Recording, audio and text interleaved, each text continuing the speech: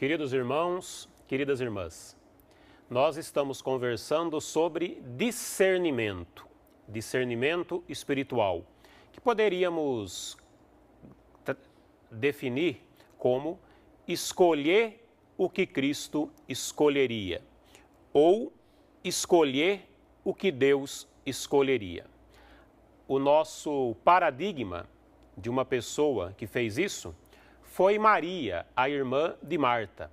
Quando Jesus estava na casa dessas irmãs, Marta escolheu o que ela já sabia fazer, que era acolher pelo seu serviço, pelas suas prendas caseiras. Maria pôs-se ao lado de Jesus para ouvir o que ele diria. Jesus elogia a atitude de Maria, porque Maria escolheu o que ele escolheria, ou seja, agiu de acordo com a vontade de Deus.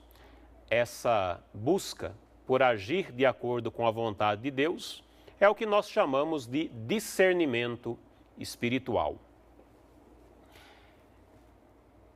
O primeiro discernimento não é tão complicado. É a escolha entre o bem e o mal. Nós partimos do pressuposto que o bem é aquilo que Deus quer para nós e o mal, o que o inimigo de Deus quer para nós. Para escolhermos entre o bem e o mal, basta que nós estejamos presentes, tenhamos presentes os ensinamentos da igreja, os ensinamentos cristãos, os 10 mandamentos, as regras de boa conduta cristã e espiritual. No entanto, algumas pessoas, aquelas as quais Santo Inácio de Loyola chama as pessoas que vão de pecado mortal em pecado mortal, elas precisam ficar mais atentas, porque quando estão em processo de conversão, costumam ter saudades da vida passada, costumam lembrar o prazer que o pecado lhes dava. Então, o bem e o mal se apresentam de formas diferentes. Quando lembram do pecado, costumam vir prazeres aparentes, as boas lembranças daqueles momentos, coisas epidérmicas e superficiais, mas que são suficientes para fazer com que a pessoa não escolha o que é de Deus e escolha o que é do inimigo de Deus. Mas as outras pessoas, as que querem ir de bem a maior, também elas são tentadas, muitas vezes, pelo desânimo com relação a uma vida de santidade, pelo desânimo com relação a uma vida cristã. E o mal sempre é apresentado como uma outra possível opção mais prazerosa. Por exemplo, uma pessoa que está se dedicando ao trabalho pastoral numa comunidade, aquilo é bem, aquilo é da vontade de Deus. E a tentação aparece como um momento de lazer, um momento de passeio, um subterfúgio para não cumprir o seu compromisso com a igreja. Então, para isso, para escolher entre o bem e o mal, nós devemos estar sempre atentos. Escolhemos fazer o bem, à medida daquilo que nós podemos realizá-lo bem, e permanecer firmes nesse propósito, rejeitando, assim, categoricamente, aquilo que nos é mal. Esse é o discernimento entre o bem e o mal. Escolhemos aquilo que é de Deus, que Cristo escolheria, e rechaçamos aquilo que não é de Deus. Porém, existe um outro discernimento que é mais fino e mais sutil. É o discernir entre o bem e o outro bem, mas que não é um bem verdadeiro, é o falso bem, ou o que nós chamamos de o mal disfarçado de bem.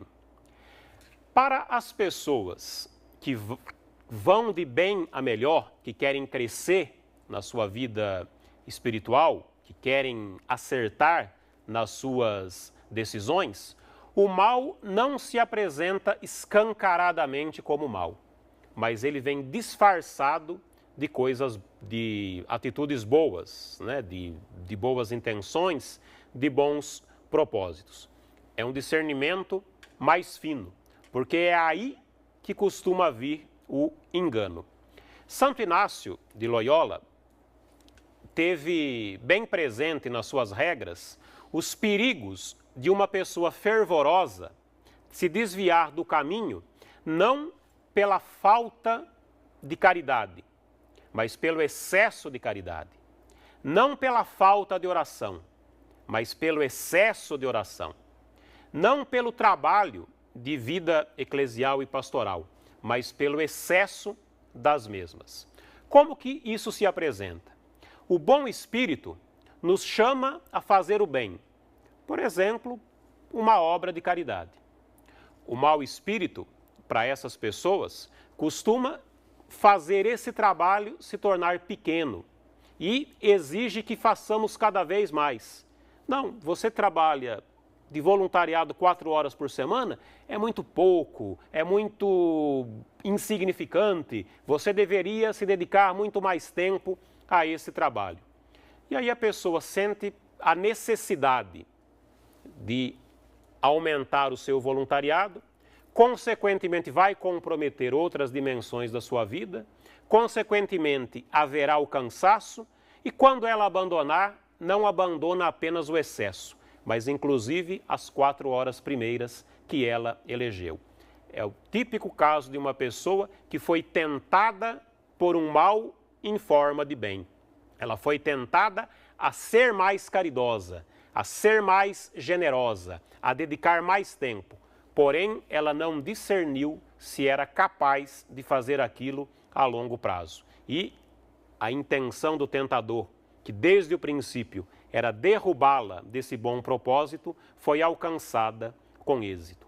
Então, uma regra de discernimento é justamente olhar o princípio daquilo que nos vem como intenção.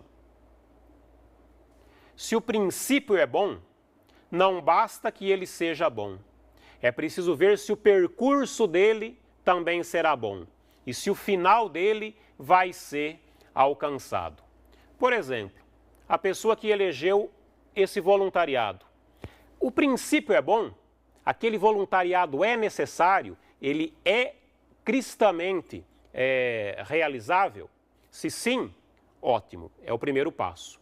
Depois o caminho que vai ser feito. 4 horas é um tempo que me permite realizar uma boa ação?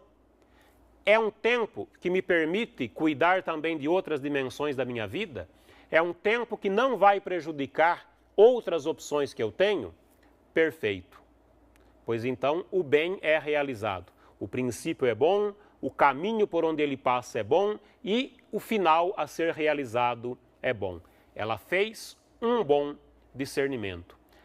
A tentação pode ocorrer nos 3 momentos, mas se ela for uma pessoa de oração e atenta a essas regras, ela saberá agir prudentemente, fazer uma escolha caridosa com os outros e caridosa com ela também.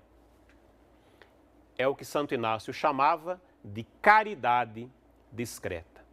Então, o discernimento consiste em estar atento àquilo que vem da minha moção e atento também aos caminhos que eu traço para realizá-lo.